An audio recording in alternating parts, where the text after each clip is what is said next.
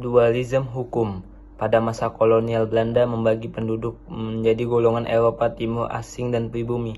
Setiap golongan dikenai hukum dan sistem pengadilan yang berbeda. Sistem ini menciptakan ketidakadilan dan diskriminasi karena golongan Eropa memperoleh perlindungan hukum yang lebih kuat dibandingkan penduduk pribumi.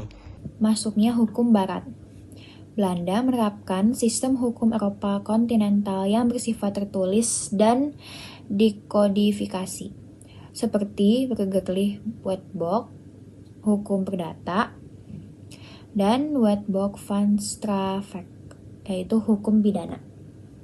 Hukum ini digunakan untuk mengatur kepentingan kolonial dan hingga kini masih memengaruhi sistem hukum Indonesia. Yang ketiga, pengakuan terbatas terhadap hukum adat. Hukum adat tetap diakui, tetapi hanya berlaku bagi masyarakat pribumi dan dapat dikesampingkan jika bertentangan dengan kepentingan pemerintah kolonial. Kedudukan hukum adat berada di bawah hukum barat, sehingga perannya menjadi terbatas. 4. Sistem peradilan kolonial. Belanda membentuk lembaga peradilan yang berbeda untuk setiap golongan penduduk, seperti Raad van Justitie untuk orang Eropa dan Landrat untuk pribumi. Dalam praktiknya, peradilan ini lebih berpihak kepada penjajah dan kurang melindungi hak rakyat Indonesia. Hukum sebagai alat kekuasaan.